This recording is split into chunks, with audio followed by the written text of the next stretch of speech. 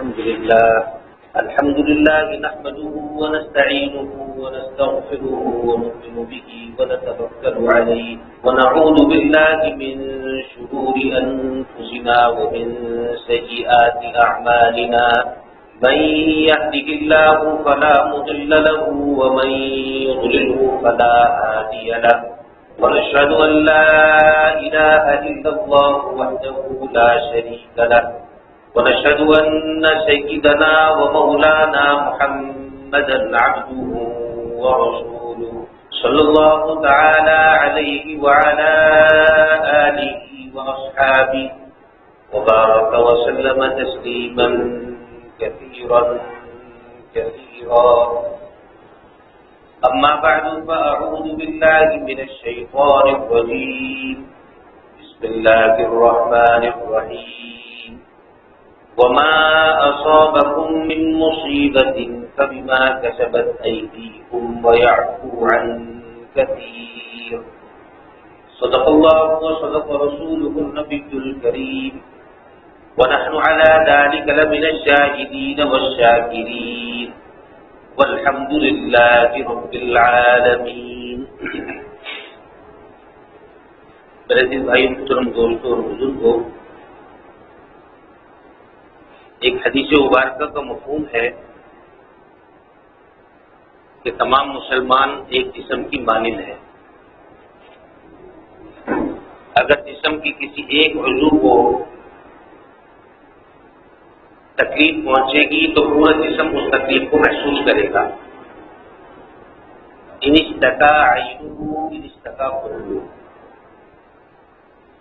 کہ اگر آنکھ کے اندر تکلیف ہوگی تو اس کا اثر پورے جسم پر آئے گا۔ اسی طریقے پر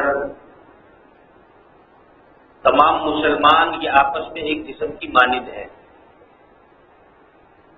اگر کسی ایک مسلمان کو تکلیف پہنچے گی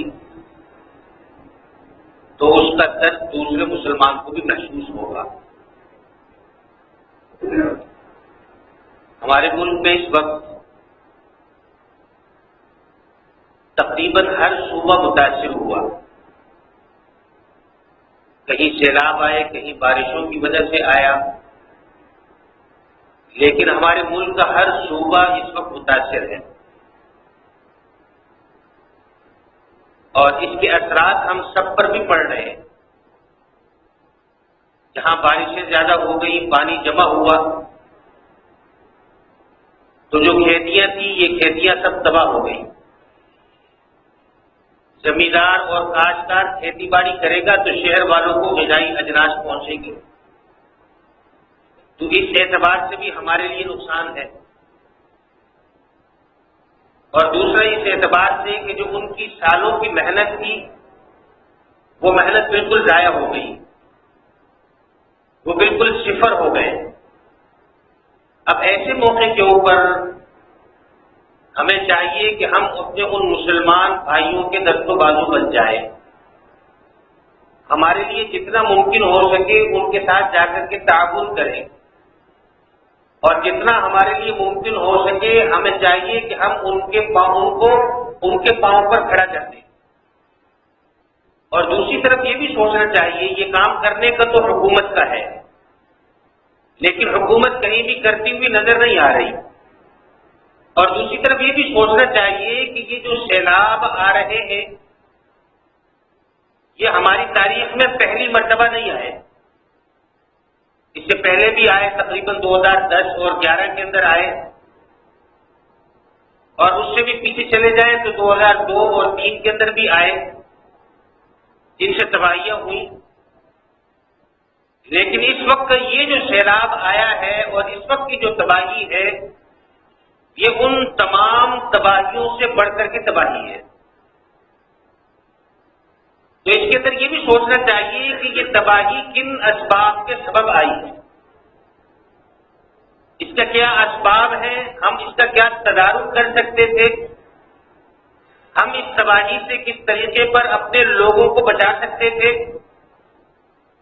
1000 سے زائد جو انسانی جانیں اس کی نظر ہو گئی، اس کا ذمہ دار کون ہے، اس کا قصوروار کون ہے؟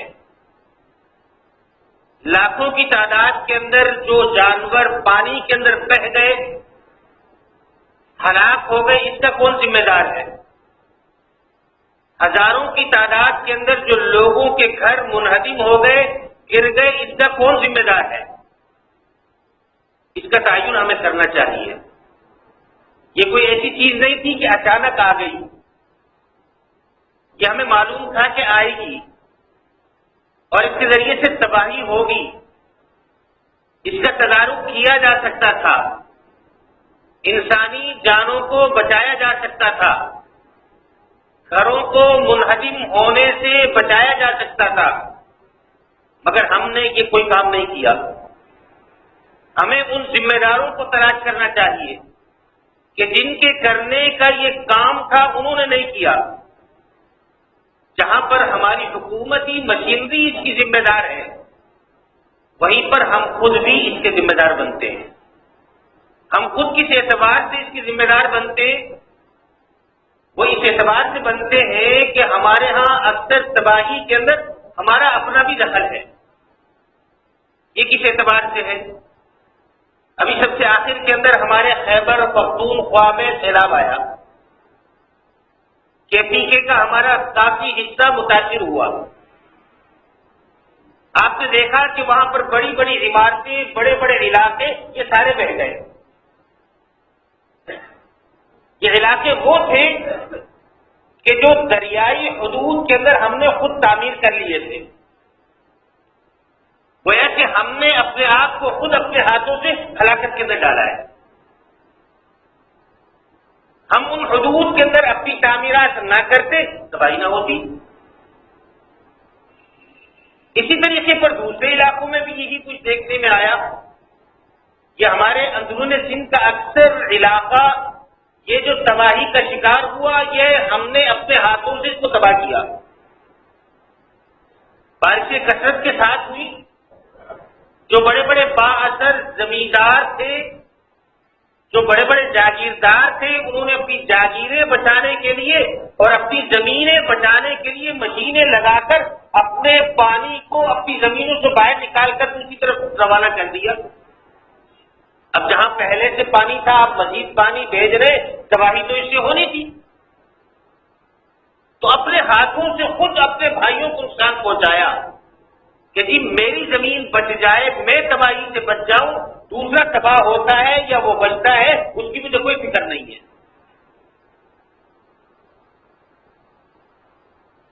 تو ہمیں ان اسباب کا تدارک کرنا چاہیے، تلاش کرنا چاہیے۔ جہاں جس کی جو کوتاہی نظر آ رہی ہو، اسے چاہیے کہ اپنی اس کوتاہی کو دور کر لے۔ اس وقت میں آپ کے سامنے جو باتیں کر رہا ہوں، یہ سنا کر نہیں کر رہا، بلکہ اپنی آنکھوں سے دیکھی ہوئی باتیں جو آپ کے سامنے نقل کر رہا ہوں۔ بلوچستان کے اندر تباہی اکثر ان جگہوں پر نظر آئی کہ جو راستوں کے اندر انہوں نے اپنی آبادیاں بنا لی تھی۔ اب اس وقت تو ہم یہ پکار رہے ہیں کہ حکومت نہیں آ رہی، لیکن یہ بتلائیے کہ یہ قصور کس کا تھا کہ انہوں نے غیر قانونی جگہوں پر اور ایسی جگہوں پر جہاں سے پانی بہتا ہے وہاں پر اپنی آبادی بنائی۔ لامحالہ جب پانی آئے گا، بہہ جائے گا، سب کچھ اپنے ساتھ بہا کر کے لے جائے گا۔ تو یہ تو ہم اپنے آپ کو خود اپنے ہاتھوں سے ہلاکت کے اندر ڈالتے ہیں۔ وَلَا تُلْقُوا بِأَيْدِيكُمْ إِلَى التَّهْلُكَةِ، اپنے ہاتھوں سے اپنے آپ کو ہلاکت میں مت ڈالو۔ ٹھیک ہے، اس وقت پانی نہیں آ رہا، لیکن جب سیلاب آئے گا، پانی آئے گا، تب آپ کی آبادی بہہ جائے گی۔ تو یہ چیزیں وہ ہیں کہ جن کا تدارک کیا جا سکتا ہے۔ کچھ ہم خود کر سکتے ہیں اور کچھ ہماری حکومتی مشینری کر سکتی ہے۔ اب ایسا موقع ہے کہ اس وقت تقریباً لاکھوں کی تعداد کے اندر لوگ ہیں جن کے گھر گر گئے ہیں اور وہ بالکل بے گھر ہو گئے ہیں۔ اب ان کو آباد کرنے کا جب مرحلہ آئے تو ہماری حکومت کو بھی چاہیے اور ہمیں بھی چاہیے کہ ہم اپنی آباد کاری اس جگہ پر کریں کہ جہاں پر اس طریقے پر نقصانات سے اپنے آپ کو بچایا جا سکے۔ تو ہمارے ہاں جو نظام ہے یہ نظام ایسا بنا ہوا ہے کہ ایک نظام کے تحت ان چیزوں کا تدارک نہیں کیا جاتا. اب اتنی بڑی تباہی ہو گئی، ہماری حکومتی مشینری خاموش بیٹھی ہوئی ہے. ہماری حکومتی مشینری اعلانات کر رہی ہے، اپیلیں کر رہی ہے کہ جی ہمارے ساتھ تعاون کرو، ہم نے اپنے لوگوں کی مدد کرنی ہے. جب باہر سے مدد آ گئی تب آپ نے حرکت شروع کر دی، اور وہ بھی اس انداز میں کہ اگر آپ نے 50,000 کسی کو پہنچانے، اس 50,000 کو پہنچانے کے لیے آپ 1.5 لاکھ کا خرچہ کر کے جا رہے ہیں. یہ عقل مندی نہیں ہے، یہ انصاف نہیں ہے کہ آپ 50,000 کو پہنچانے کے لیے 1.5 لاکھ کا خرچ کر دیں. آپ کو تو چاہیے یہ پورے 2 لاکھ اس ضرورت مند تک پہنچ جائے. یہ اس کے لیے آئے ہیں. اگر آپ انصاف کے ذریعے سے یہ رقم ان کے اوپر خرچ کر دیتے ہیں تو اس کے نتیجے کے اندر ان کی بحالی ممکن ہو سکتی ہے. ان حالات کے اندر بھی الحمدللہ مسلمانوں میں جذبہ موجود ہے، اور خصوصاً ہمارے اس شہر کراچی کے لوگوں میں یہ جذبہ موجود ہے. بلوچستان میں کراچی کے لوگوں کو کام کرتے ہوئے دیکھا جن کا حکومت یا حکومتی مشینری سے کوئی تعلق نہیں ہے. سندھ کے اندر ان کو دیکھا، جنوبی پنجاب گئے تو وہاں بھی انہیں لوگوں کو دیکھا کہ ہر جگہ اپنے بھائیوں کی مدد کے لیے پہنچے ہوئے ہیں، اور جو ممکن ان کے لیے ہو سک رہا ہے یہ ان کے لیے کر رہے ہیں. کہیں کسی کو راشن دے رہے ہیں، کہیں کسی کو پکا پکایا کھانا پکا کر کے دے رہے ہیں، کہیں ان کو ملبوسات دے رہے ہیں. جہاں پر سیلاب گزر چکا ہے، گھر بنانے کا مرحلہ شروع ہو چکا ہے، تو ان کے گھر بنانے کے اندر ان کی تعاون کے اندر لگے ہوئے ہیں. یہ الحمدللہ ہمارے اس شہر کراچی کا وتیرہ رہا ہے، اور اس موقع پر بھی سب سے آگے یہ بڑھے ہوئے. فاستبقوا الخیرات، نیکی کے کام میں آگے بڑھ جاؤ تو یہ کراچی والے الحمدللہ سب سے آگے. اللہ تعالیٰ ان مسلمانوں کو جزائے خیر عطا فرمائے، اور اللہ تعالیٰ ان کو تمام آفات اور مصیبتوں سے محفوظ فرمائے کہ جو حکومتی مشینری کے کرنے کا کام تھا ہمارے یہ بھائی اٹھے اور انہوں نے جا کر کے سنبھال لیا.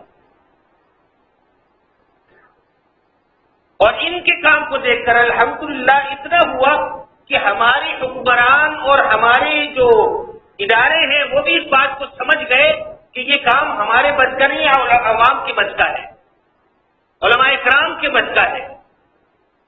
ابھی 3 دن پہلے ہمارے یہاں کراچی میں قائم بیت السلام ایک عالمی ادارہ ہے. ہماری حکومت کی طرف سے اپنے طیارے انہیں مہیا کر دیے گئے کہ آپ کام کر رہے ہیں یہ ہمارے طیارے استعمال کر لیں، اپنا سامان یہاں سے لے جائیں وہاں تک پہنچا دیں کہ جہاں پر زمینی راستے منقطع ہو چکے ہیں. تو وہ بھی سمجھتے ہیں کہ ہم یہ کام نہیں کر سکتے، یہ عوام الناس ہی کر سکتی، ہم ان کے ساتھ مدد کر دیں. اگر ہمارا یہ سسٹم اور ہمارے یہ ملک کا نظام شفاف ہو، صاف ستھرا ہو، تو ہمارا یہ جو تعاون مختلف طریقوں سے مختلف گروپوں میں مختلف شکلوں کے اندر ہو رہا ہے، یکجا ہو کر کے ہو جائے تو یہ ملک خود بخود ترقی پر آ جائے گا. یہ ہمارے بھائی جو اس وقت بے آسرا ہے سب کو آسرا مل جائے گا، سب کو چھت مل جائے گی. لیکن ہماری صورتحال یہ ہے کہ ہمارے اس سسٹم پر کوئی ایک آدمی بھی اعتبار کرنے کے لیے تیار نہیں ہے. ہم نے یہ سسٹم ایسا متعارف کروایا ہے، اپنا نظام حکومت ایسا متعارف کروایا ہے. ہمارے کرتا دھرتا جو اس نظام کو چلانے والے ہیں انہیں سوچنا چاہیے کہ لوگ ہم پر اعتماد کیوں نہیں کرتے. ایسی مشکل وقت میں جب ایک قوم بننے کی ضرورت ہے، اگر یہ ہمارا نظام شفاف ہو، اگر ہمارا یہ نظام مستحکم ہو تو یہ لوگ ان کی مدد کے لیے ٹوٹ پڑیں گے. آپ کے ذریعے سے تعاون کریں گے، کیونکہ یہ کام آپ کے کرنے کا ہے اور آپ کو کرنا چاہیے۔ ہمارا نظام شفاف ہونا چاہیے، ہمارے نظام کے اندر سے یہ برائیاں ختم ہونی چاہیے، ہمارے نظام سے کرپشن کا خاتمہ ہونا چاہیے، تاکہ یہ جو لوگ ہیں، یہ عوام ہیں جن پر آپ حکمران ہیں، یہ عوام آپ پر اعتماد کر سکیں۔ آج چھوٹے چھوٹے مدرسوں والے ہیں، عوام ان کے اوپر اعتماد کر رہی ہے اور وہ نکلے ہوئے ہیں۔ وہ لوگ کہ معاشرے کے اندر جن کو آپ نے ذمہ داری دی تھی کہ جی آپ نے نماز پڑھانی ہے، جن کو آپ نے ذمہ داری دی تھی کہ جی آپ نے اذان دینی ہے، وہ لوگ کہ جن کو آپ نے ذمہ داری دی تھی کہ آپ نے جنازے پڑھانے، وہ لوگ کہ جن کو آپ نے ذمہ داری دی تھی کہ قوم کے بچوں کو قرآن کریم پڑھانا ہے، قرآن کریم کی تعلیمات پڑھانی ہے، وہی لوگ جو کام تمہارے کرنے کا تھا وہ بھی ساتھ میں کر رہے ہیں۔ کہیں کسی مسجد کو تالا نہیں لگایا، 5 وقت میں اذان ہو رہی ہے، 5 وقت میں نماز باجماعت ہو رہی ہے، کوئی نکاح پڑھانے کے لیے بلا رہا ہے، نکاح بھی پڑھایا جا رہا ہے، جنازہ پڑھانے کا کہا جا رہا ہے، جنازہ بھی پڑھایا جا رہا ہے، مدارس کھلے ہوئے، تعلیم جاری ہے۔ اس کے باوجود یہ کہ علماء کرام نکل کر ان تمام علاقوں کے اندر بھی پہنچے ہوئے ہیں اور رفاہی کاموں میں بڑھ چڑھ کر کے حصہ لے رہے ہیں۔ یہی اعتماد جو علماء کرام پر اس عوام الناس کا ہے، ہماری اس حکومتی نظام پر اور سسٹم پر بھی ہونا چاہیے۔ ہمارے کرتاؤں دھرتاؤں کو یہ سوچنا چاہیے کہ آخر یہ قوم ہم پر اعتماد کیوں نہیں کرتی۔ بڑی بڑی اپیلیں کی جاتی ہے، کہا جاتا ہے کیا وہ ریلیف فنڈ کے اندر 10 روپے دے دیں، اور میرے خیال میں یہ اتنا بڑا مجمع بیٹھا ہوا ہے، کسی ایک نے بھی اس پہ 10 روپے نہیں دیے ہوں گے۔ حالانکہ 10 روپے بڑی معمولی چیز ہے، وہ تک دینے کے لیے تیار نہیں کہ وہ اس سسٹم سے مطمئن نہیں ہے۔ سوچنا چاہیے، غور کرنا چاہیے۔ اور دوسری طرف جو علماء کرام ہیں، نہ ان کی طرف سے کوئی اپیلیں ہیں، لوگ اعتماد کرتے اور لاکھوں روپے لا کر کے ان پر نچھاور کر دیتے۔ تو یہ اعتماد تو حکومت پر اور حکومت کی مشینری پر ہونا چاہیے۔ ہمیں سوچنا چاہیے یہ جو اتنی بڑی بڑی آفات آ رہی ہیں، یہ ہماری بداعمالیوں کی وجہ سے آ رہی ہے، یہ ہماری اس نظام کے خراب ہونے کی وجہ سے آ رہی ہے۔ وما اصابکم من مصیبت فبما کسبت ایدیکم ویعفو عن کثیر، کہ جتنی بھی مصیبتیں اور آزمائشیں آتی ہیں یہ تم اپنے ہاتھوں سے کما کما کر کے لاتے ہو۔ آج ہمارے اس ملک کے نظام کے اندر سود موجود ہے۔ یہ اللہ اور اللہ کے رسول صلی اللہ علیہ وسلم کے ساتھ اعلان جنگ اللہ تعالیٰ نے قرآن کریم میں خود فرمایا ہے۔ اب ہم سود کی لین دین کر کے ہم کیسے کامیاب ہو سکتے ہیں؟ ہمارے ملک میں ایسے لوگ بھی موجود ہیں کہ جب فیصلہ ہو گیا کہ یہ سودی نظام کا خاتمہ ہونا چاہیے تو اس کے خلاف اپیلیں لے کر پھر پہنچ گئے۔ اب یہ اللہ تعالیٰ کی طرف سے عذاب نہ آئے تو کیا آئے گا؟ یہ آفات اور مصیبتیں نازل نہ ہو تو کیا ہوگا؟ ہم ان چیزوں کو چھوڑنے کے لیے تیار نہیں ہیں۔ سود کی لعنت سے چھٹکارا پانے کے لیے تیار نہیں ہے۔ ہمارے محکموں کے اندر رشوت عام ہے، رشوت کو چھوڑنے کے لیے کوئی تیار نہیں ہے۔ نہ وہاں بیٹھے ہوئے لوگ لینے سے انکاری ہیں، نہ ہم جیسے لوگ وہاں جا کر وہاں دینے سے انکاری ہیں۔ جہاں وہ لینے کے لیے بیٹھے وہاں ہم دینے کے لیے بھی بیٹھے۔ ہم اپنی ذرا سی سہولت کے لیے، تھوڑی سی آسانی کے لیے رشوت دینے کے لیے تیار ہیں۔ بھائی کچھ لے دے کے معاملہ ختم کر لو۔ حالانکہ نبی کریم صلی اللہ علیہ وسلم نے یہ ارشاد فرمایا کہ الراشی والمرتشی کلاہما فی النار، رشوت دینے والا رشوت لینے والا دونوں جہنم کے اندر جانے والے ہیں۔ ہم خود چھوڑنے کے لیے تیار نہیں ہوتے، پھر ہمیں کس بات کا شفا ہے کہ یہ آفات ہم پر آ رہی ہے؟ تو ان حالات کے اندر سب سے اہم چیز یہ ہے کہ ہم اپنے گناہوں کا استحضار کر کے اللہ تعالیٰ سے معافی مانگ لیں۔ پوری قوم کو اللہ تعالیٰ کے سامنے معافی مانگنا چاہیے، اپنے گناہ پر ندامت ہو، آئندہ گناہ نہ کرنے کا عزم ہو، اور پھر اللہ تعالیٰ سے معافی مانگ لیں تو اللہ تعالیٰ ہمارے حالات کو درست کر سکتے ہیں۔ بحیثیت قوم ہمارے لیے ضروری ہے کہ ہم استغفار کی کثرت کرنے والے ہیں۔ فَقُلْتُ اسْتَغْفِرُوا رَبَّكُمْ إِنَّهُ كَانَ غَفَّارًا، استغفار کی کثرت کرنے والے ہوں، اور یہ سمجھنے والے ہوں کہ یہ جو حالات ہیں یہ صرف میرے گناہوں کی وجہ سے، لہذا میں اپنے گناہوں پر اللہ تعالیٰ سے معافی مانگ لوں۔ ایک تو کرنے کا کام یہ ہے کہ ہم جن گناہوں کے اندر مبتلا ہیں ان گناہوں کو، ان برائیوں کو چھوڑنے کے لیے تیار ہو جائیں۔ ہمارے حکمران اپنی جگہ پر ہیں، ہماری عوام اپنی جگہ پر ہے، جیسے ہمارے حکمران ہیں اکثریت عوام الناس کی بھی ویسی ہے۔ اب یہ جب یہ کھپت چیزوں کی زیادہ ہوئی، راشن بننا شروع ہوئے، ایک چھوٹی سی مثال آپ کو دیتا ہوں۔ دنیا میں اچھے لوگ بھی موجود ہیں لیکن برے زیادہ ہیں۔ ایک بہت بڑی مل نے آٹے کی بوریاں تیار کر کے بیچ دی۔ جب وہ مستحق تک پہنچی تو پتہ چلا کہ اس آٹے کے اندر آدھا جو ہے یہ چاول کا جو کچرا ہوتا ہے یہ ملا ہوا ہے۔ یہ کس حکمران نے تمہیں مجبور کیا تھا؟ ان کا یہ تو جا رہا ہے، وہاں جائے گا کون پوچھے گا؟ تو برے تو ہمارے حکمران بھی ہیں، ہم خود بھی ہیں۔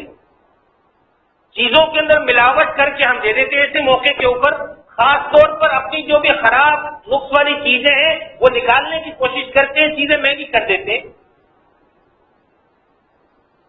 ابھی ان علاقوں کے اندر یہ پانی کی وجہ سے مچھر بہت زیادہ ہو گئے، اس کے لیے اسپرے تیار کرنے کے لیے ہم نے ایک ساتھی سے رابطہ کیا، تو انہوں نے جب اس کی تیاری شروع کی معلوم ہوا کہ ایک چیز جو 2000 میں مل رہی تھی، ہمارے مسلمان اتنے امانت دار، اتنے زیادہ لوگوں کی فکر کرنے والے ہیں کہ جو 2000 میں مل رہی تھی آج 8000 میں مل رہی ہے۔ تو ہم اس چیز کا پھر شکوہ کرتے ہیں، اپنی پریشانیوں کی شکوہ پھر ہم کیوں کرتے ہیں کہ ایسے موقع پر کہ جہاں مسلمان اپنے پاس جو کچھ ہے دوسرے کو دینے کے لیے تیار ہو جاتا ہے اور ہم اپنے آپ لوٹنے کے لیے بیٹھے ہوئے ہیں، تو ہمارے حالات کس طریقے پر درست ہو سکتے ہیں؟ ہمارے حالات کس طریقے پر اچھے ہو سکتے ہیں؟ ہمیں صرف مسلمان بن کر کے دکھانا آتا ہے، اب مسلمان سچے بنتے نہیں ہیں، اور یہ حالات اسی لیے آ رہے ہیں کہ اللہ تعالیٰ ہمیں اس طرح متوجہ کر رہے ہیں کہ پکے اور سچے مسلمان بن جاؤ۔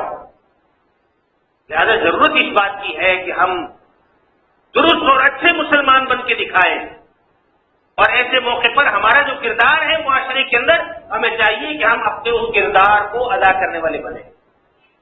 اللہ تعالیٰ مجھے آپ کو کہنے سننے سے زیادہ عمل کرنے کی توفیق عطا فرمائے۔ وآخر دعوانا ان الحمد للہ رب العالمین۔